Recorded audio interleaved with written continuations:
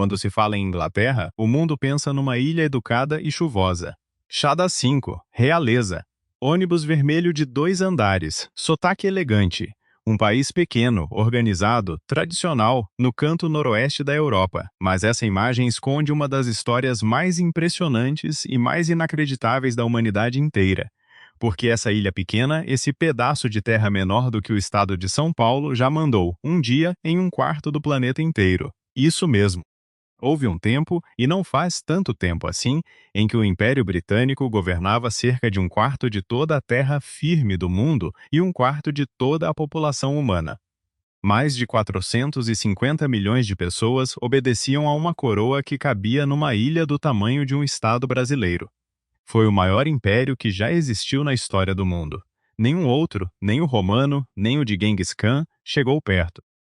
Era tão grande que se dizia, com razão, que o sol nunca se punha sobre o Império Britânico, porque ele tinha territórios em tantos cantos do planeta que, em qualquer hora do dia ou da noite, o sol estava brilhando em algum pedaço dele. Do Canadá à Índia, da Austrália à África, do Caribe a Singapura, a ilhazinha comandava tudo. E aí, esse império gigantesco desmoronou em poucas décadas. Do topo do mundo a apenas mais um país europeu de tamanho médio. Mas aqui está o mistério mais fascinante dessa história. Quando o Império caiu, ele não desapareceu, ele se transformou em outra coisa. Numa força invisível que até hoje molda a sua vida todos os dias, mesmo que você nunca tenha pisado na Inglaterra. Você vai entender como no final, e é de arrepiar. Hoje, a gente conta a história completa, como uma ilha pequena conquistou o mundo, como perdeu tudo, e o que ela deixou para trás que sobrevive até agora, inclusive dentro da sua casa. Para entender a grandeza da queda, primeiro é preciso entender como o ponto de partida era, na verdade, humilde. A Inglaterra fica numa ilha, a Grã-Bretanha, no noroeste da Europa, separada do continente por um braço de mar estreito, o Canal da Mancha. A Inglaterra é a maior parte dessa ilha, que ela divide com a Escócia e o País de Gales. Junto com a Irlanda do Norte, esses territórios formam o Reino Unido. Mas o coração histórico de tudo, o motor que moveu o império, foi a Inglaterra e a capital, Londres. E o tamanho é modesto. A Inglaterra tem cerca de 130 mil quilômetros quadrados. É menor do que o estado do Ceará. Uma ilha úmida, de céu cinzento boa parte do ano, sem grandes recursos naturais, sem petróleo abundante na superfície, sem clima tropical, sem ouro fácil. Um lugar que, olhando de fora, jamais pareceria destinado a dominar o planeta. Por muitos séculos, a Inglaterra foi exatamente isso. Um reino europeu de segunda linha, na periferia do continente, longe do centro do poder da época, que ficava no Mediterrâneo. Enquanto potências como Espanha e Portugal saíam na frente na corrida pelos mares e montavam impérios coloniais, a Inglaterra chegava atrasada. Era o país pequeno olhando os grandes dividirem o mundo. Mas essa ilha tinha uma vantagem que ela levou séculos para descobrir como usar. Ela era uma ilha, cercada de mar por todos os lados, e quem quer dominar o mar precisa de navios. Foi apostando tudo no mar, na marinha e nos navios que a ilhazinha começou, devagar, a virar o jogo. E quando virou, virou de um jeito que o mundo nunca tinha visto. A subida da Inglaterra ao topo do mundo aconteceu por uma combinação de fatores que juntos criaram uma tempestade perfeita de poder. O primeiro foi o mar. A partir do século XVI e XVII, a Inglaterra construiu, aos poucos, a marinha mais poderosa do planeta, a Marinha Real. Navios de guerra que passaram a controlar as rotas comerciais dos oceanos. Quem controla o mar, controla o comércio. E quem controla o comércio fica rico e poderoso. A Inglaterra derrotou rivais como a Espanha e a Holanda nos mares, e foi se tornando a dona das ondas.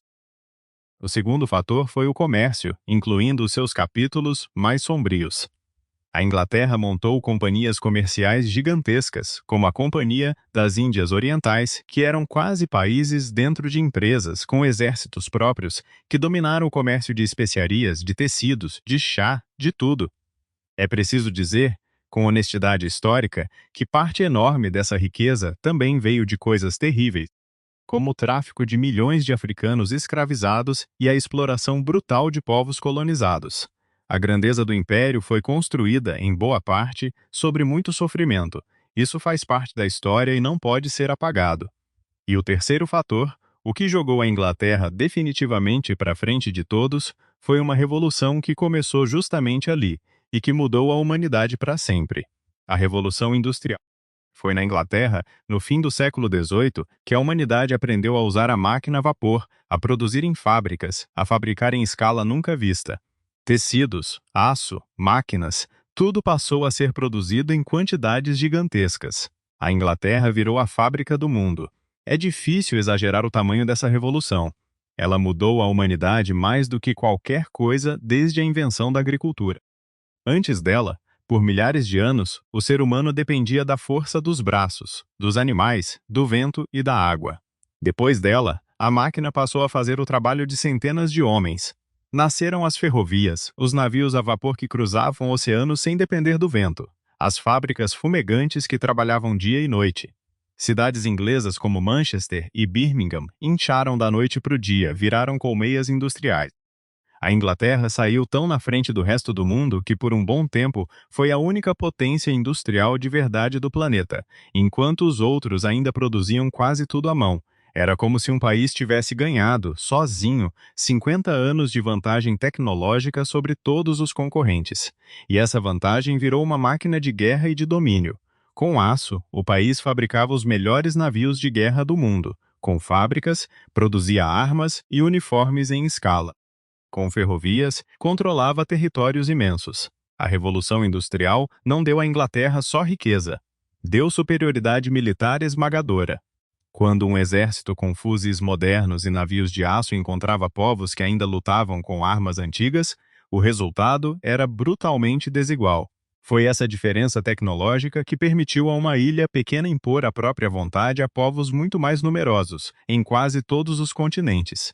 E uma fábrica precisa de duas coisas: matéria-prima para transformar e mercado para vender. O império fornecia as duas. As colônias mandavam algodão, minério, matéria-prima barata e depois compravam de volta os produtos prontos, caros, feitos nas fábricas inglesas. Era uma máquina de fazer riqueza e poder que se retroalimentava. Mais dinheiro comprava mais navios conquistavam mais colônias davam mais matéria-prima e mais matéria-prima alimentava mais fábricas. E assim, década após década, a ilha pequena foi engolindo o mundo, pedaço por pedaço, continente por continente, até chegar a um tamanho que nenhum império da história jamais havia sonhado. No começo do século XX, o Império Britânico chegou ao seu tamanho máximo, e os números são de deixar qualquer um sem fôlego. No auge, por volta de 1922, o Império Britânico governava cerca de 458 milhões de pessoas. Para você ter noção, isso era quase um quarto de toda a população da Terra na época. 1 em cada 4 seres humanos vivos no planeta vivia sob a bandeira britânica, e em território, o Império cobria cerca de 35 milhões e meio de quilômetros quadrados. Aproximadamente um quarto de toda a terra firme do planeta.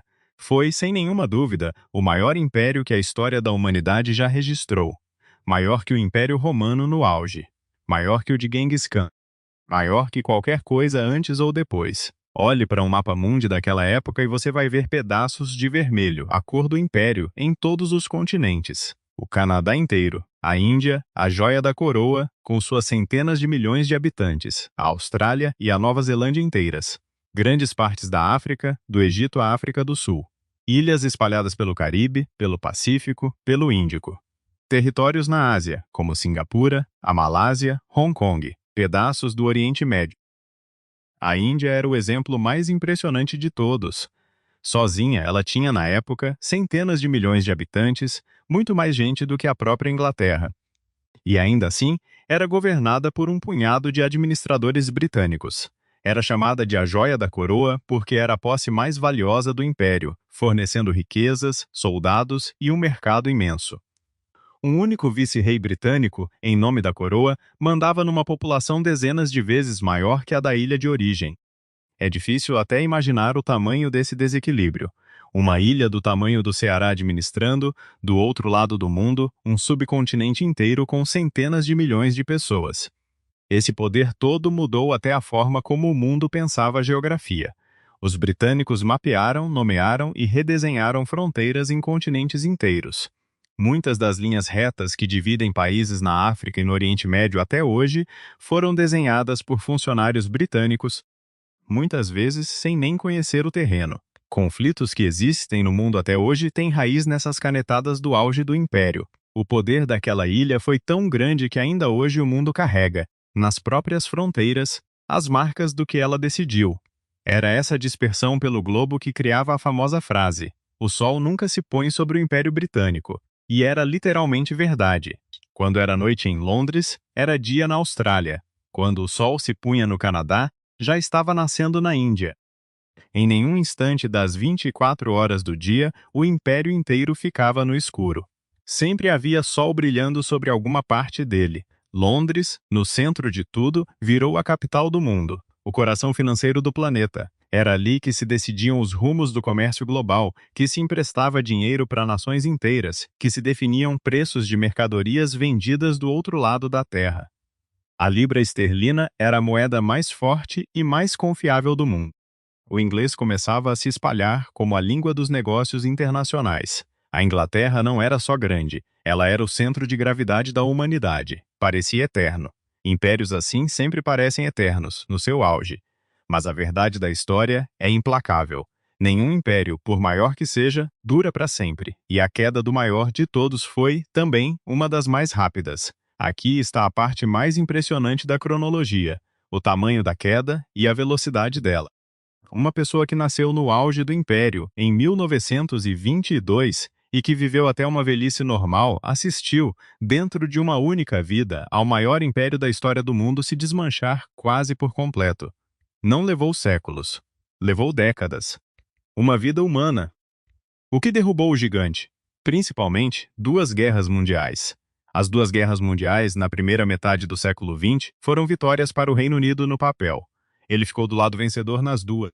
Mas foram vitórias que custaram caríssimos. As guerras drenaram o dinheiro do país, mataram uma geração de jovens, destruíram a economia e deixaram a nação profundamente endividada. Ao fim da Segunda Guerra, em 1945, o Reino Unido estava vitorioso, mas exausto e quebrado. E um império custa caro para manter. Exército, marinha, administração espalhada pelo mundo todo. De repente, a ilha cansada não tinha mais dinheiro nem força para segurar tudo. E ao mesmo tempo, do outro lado, os povos colonizados não queriam mais ser colônia. Espalhou-se pelo mundo inteiro o desejo de independência. As pessoas queriam governar a si mesmas, e o exemplo que mudou tudo veio da maior de todas as colônias, a Índia. Em 1947, a Índia, a joia da coroa, o pedaço mais valioso e mais populoso do império, conquistou a independência. Foi um terremoto.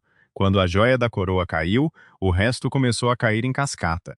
Foi a chamada descolonização. Ao longo das décadas de 50, 60 e 70, uma colônia após a outra foi conquistando a independência. Países africanos, asiáticos, caribenhos, dezenas deles. Um por um, os pedaços vermelhos do mapa foram sumindo, virando nações livres com suas próprias bandeiras. E teve uma data que ficou marcada como símbolo do fim: 1º de julho de 1997. Nesse dia, o Reino Unido entregou Hong Kong de volta à China. Hong Kong era uma das últimas grandes posses do antigo império, um território riquíssimo na Ásia. Naquela noite, sob chuva, a bandeira britânica foi baixada pela última vez e a bandeira chinesa foi hasteada. Muitos historiadores marcam aquele momento, aquela bandeira descendo na chuva, como o fim simbólico e definitivo do Império Britânico. E não foi só uma perda de território, foi uma perda de identidade, quase um luto. Por gerações, os britânicos cresceram acreditando que governar o mundo era o destino natural do país, quase uma missão. De repente, em poucas décadas, tudo isso sumiu. O país que já tinha sido o centro de gravidade da humanidade teve que reaprender a ser apenas mais uma nação europeia, de tamanho médio, disputando espaço com vizinhos que um dia foram menores que ele. Foi um baque psicológico gigantesco, e boa parte dos debates políticos britânicos até hoje, incluindo a decisão de sair da União Europeia, carrega, no fundo, essa velha pergunta não resolvida: quem nós somos agora que não mandamos mais no mundo? Hoje, o que sobrou do território do maior império da história são apenas 14 pequenos territórios espalhados pelo mundo, ilhas e pontos minúsculos, com pouquíssima gente. O gigante que cobria um quarto do planeta encolheu, de volta, quase ao tamanho da sua ilha de origem. A ilha pequena, chuvosa, no canto do mapa. Voltou a ser, no território, mais ou menos o que era antes de tudo começar. Fim da história? Se fosse qualquer outro império, sim. Mas com a Inglaterra, aconteceu uma coisa estranha. O império físico morreu, mas ele deixou um fantasma. E esse fantasma domina o mundo até hoje. Aqui está a virada mais fascinante de toda a história. O Império Britânico perdeu os territórios, mas venceu de um jeito muito mais profundo e duradouro. Ele deixou marcas no mundo que nenhuma independência conseguiu apagar. É o que a gente pode chamar de Império Invisível, e você convive com ele todos os dias. Comece pela coisa mais óbvia e mais poderosa, a língua. Você está entendendo este vídeo em português, mas se eu falasse com o mundo inteiro, falaria em inglês, porque o inglês virou a língua global. A língua dos negócios, da ciência, da internet, da aviação, do cinema, da música pop. Estima-se que mais de 1 bilhão de pessoas falem inglês pelo planeta, a maioria delas sem nunca ter pisado na Inglaterra. Toda vez que um alemão e um japonês se encontram e conversam em inglês, o Império Britânico está vencendo, em silêncio, mais de 100 anos depois de ter começado a cair. A língua da ilhazinha virou a língua da humanidade. Depois, o dinheiro. Londres, mesmo sem o Império, continua sendo um dos maiores centros financeiros do planeta, rivalizando com Nova York pelo posto de capital do dinheiro mundial. Os bancos, os seguros, as bolsas de Londres ainda movem trilhões. O Império acabou, mas a City de Londres continua sendo um dos corações que bombeiam o dinheiro do mundo. Depois, as regras. Boa parte dos países do mundo, incluindo alguns dos mais poderosos, herdou dos britânicos a forma de organizar o Estado. O sistema parlamentar de governo, com primeiro-ministro e parlamento, nasceu ali e foi copiado em dezenas de nações. O sistema jurídico de vários dos países mais ricos, dos Estados Unidos à Austrália, tem raiz inglesa. Até a forma como o mundo mede o tempo carrega isso. O meridiano zero, o ponto a partir do qual se conta a hora do planeta inteiro, passa por Greenwich, um bairro de Londres. O mundo inteiro acerta o relógio a partir da antiga capital do Império. E resta ainda uma teia de laços. A Commonwealth, uma associação de cerca de 56 países, quase todos antigas colônias, que continuam ligados de forma amigável, com o rei britânico, hoje Charles III, como chefe simbólico. São nações independentes, livres, mas que mantêm um vínculo cultural e histórico com a velha metrópole. Bilhões de pessoas de continentes diferentes ainda orbitam, de algum modo, em torno da herança daquela ilha. E tem a cultura pura, aquela que o mundo consome por prazer, sem nem perceber a origem. Pense na literatura. William Shakespeare, nascido numa cidadezinha inglesa há mais de 400 anos, é considerado o maior escritor da história da humanidade, encenado e estudado em todos os idiomas do planeta. Pense na música. Os Beatles, 4 rapazes de Liverpool, formaram a banda mais influente da história da música popular, e o rock britânico conquistou o mundo. Pense nas histórias que embalaram a sua infância e a de meio planeta. Harry Potter, Sherlock Holmes, O Senhor dos Anéis, As Aventuras de James Bond, tudo saiu da cabeça de autores britânicos. Pense nas universidades. Oxford e Cambridge, com quase 1000 anos de história, estão entre as mais prestigiadas do mundo, formando líderes de países inteiros. Pense na BBC, uma das emissoras mais respeitadas do planeta. Até o chá das 5, aquele hábito tão inglês, é herança de um comércio que atravessava o império. A cultura da ilhazinha está espalhada pela sua estante, pela sua playlist, pela sua tela. Você consome Inglaterra o tempo todo, sem nem se dar conta. E há, no centro de tudo isso, um símbolo que atravessou os séculos e resiste a tudo: a monarquia britânica. Enquanto quase todos os reis e rainhas do mundo caíram, foram depostos ou viraram peça de museu, a família real britânica continua sendo a mais famosa e observada do planeta. Casamentos, coroações e funerais reais britânicos são assistidos por bilhões de pessoas ao vivo, no mundo inteiro. A Rainha Elizabeth II reinou por mais de 70 anos, atravessando 15 primeiros ministros e um mundo que mudou completamente. A monarquia é o último fio de ouro que ainda liga a Inglaterra de hoje à Inglaterra que dominou o mundo. Um espetáculo de tradição que o planeta inteiro para assistir. Pense no tamanho disso. O império de territórios durou pouco mais de um século. Mas o império da língua, do dinheiro, das leis, do tempo e da cultura já dura muito mais, e não dá sinais de acabar. A Inglaterra perdeu o mapa, mas ganhou o software do mundo. Programou o planeta para funcionar do jeito dela, e continua rodando esse programa todos os dias, dentro do seu celular, na sua música, no seu contrato, no seu relógio. E tem uma última herança do Império Britânico, talvez a mais amada de todas, uma que reúne bilhões de pessoas todo fim de semana, em todos os países da Terra. E que é o motivo pelo qual este canal está falando da Inglaterra agora. O futebol. O futebol, o esporte mais popular do planeta, o jogo que faz o Brasil parar, que enche estádios da Argentina ao Japão, da Nigéria à Alemanha, nasceu ali, na Inglaterra. Foi na Inglaterra que, em 1863, um grupo de homens se reuniu em Londres e fundou a primeira associação de futebol da história, criando as regras oficiais do jogo. Foi ali que o futebol deixou de ser uma brincadeira caótica de vilarejo e virou o esporte organizado que o mundo conhece. As regras que o Brasil usa, que todo mundo usa, foram escritas em inglês, em Londres, há mais de 160 anos.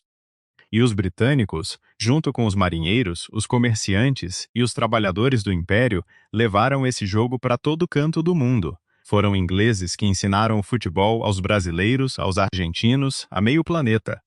O esporte mais brasileiro que existe chegou ao Brasil originalmente pelas mãos de britânicos. É mais um pedaço do Império Invisível. A Inglaterra deu ao mundo o jogo e o mundo aprendeu a jogá-lo melhor que o próprio inventor. E o domínio inglês sobre o futebol não parou nas regras. Hoje, o campeonato inglês, a Premier League, é a liga de futebol mais rica, mais assistida e mais poderosa do planeta. Bilhões de pessoas, do Brasil à Indonésia, acordam cedo ou viram à noite para assistir aos jogos de clubes ingleses centenários, como Manchester United, Liverpool, Arsenal e Chelsea. Os melhores jogadores do mundo inteiro, incluindo craques brasileiros, sonham em jogar na Inglaterra. É mais um pedaço do Império Invisível funcionando a todo vapor. O país exportou o jogo e hoje o mundo inteiro paga para assistir ao campeonato dele. Estádios ingleses lotados, cânticos que ecoam há mais de 100 anos, uma paixão que atravessa gerações. O futebol é, talvez, a herança mais viva e mais pulsante que o Império deixou. Porque aqui está a ironia mais bonita. A Inglaterra inventou o futebol, mas ganhou a Copa do Mundo uma única vez, em 1966, jogando em casa. Desde então, são décadas de espera, de frustração, de quase. Os inventores do jogo veem, Copa após Copa, outros países erguerem a taça que eles criaram. Existe até um hino da torcida inglesa que resume essa saudade, com a frase que virou famosa no mundo todo: "Está voltando para casa". É o desejo eterno de que a taça, um dia, volte para a terra onde o jogo nasceu. E é por isso que, quando a Inglaterra entra em campo numa Copa do Mundo, é mais do que futebol. É o país que inventou o esporte tentando reconquistar, dentro das 4 linhas, um pouquinho da glória que perdeu no mapa. É o velho império, encolhido de volta à sua ilha, buscando no gramado a grandeza que já teve no mundo. E a torcida inglesa canta, apaixonada, esperando o dia em que o jogo que eles deram de presente para a humanidade finalmente volte para casa. No fim das contas, a história da Inglaterra é uma das maiores lições sobre poder que a humanidade já viveu. Uma ilha pequena, chuvosa, sem grandes recursos, num canto esquecido da Europa, conseguiu, por uma combinação de mar, máquina, comércio e conquista, se tornar dona de um quarto do mundo. O maior império da história. E depois, no espaço de uma única vida humana, viu tudo isso desmoronar e voltar quase ao ponto de partida. Mas a lição mais profunda não está na ascensão nem na queda, está no que sobrou. Porque o Império Britânico prova uma coisa fascinante sobre o poder de verdade. O poder que se impõe pela força, por exército e território, é sempre temporário. Um dia cansa, quebra, cai. Mas o poder que se enraiza na cultura, na língua, nas ideias, nos costumes, nos jogos, esse pode durar muito mais que qualquer exército. A Inglaterra perdeu todas as suas colônias, mas o mundo inteiro ainda fala a língua dela, joga o esporte dela, usa as leis dela e acerta o relógio pela hora dela. O verdadeiro Império Britânico, no fim, não foi feito de terra, foi feito de ideias. E ideias, ao contrário de territórios, não se pode devolver na independência. Elas ficam, elas se espalham, elas viram parte de quem as recebeu. Talvez esse seja o único tipo de conquista que realmente dura. Não a que domina o corpo das nações, mas a que se instala para sempre na cabeça delas. E fica a pergunta para você, que é boa de pensar. Comenta aqui embaixo. Na sua opinião, o que é mais poderoso? Um império que domina territórios pela força, mas que um dia cai? Ou uma cultura que conquista o mundo pelas ideias, pela língua e pelos costumes, sem disparar um tiro? E você consegue imaginar quantas coisas, no seu dia a dia, ainda vêm, sem você perceber, daquela ilhazinha chuvosa do outro lado do mundo? Quero ler os comentários. Se você chegou até aqui e viajou por essa história com a gente, deixa o like e se inscreve no canal. Tem muito país, muito império e muito mundo para desvendar por aqui. Até o próximo destino.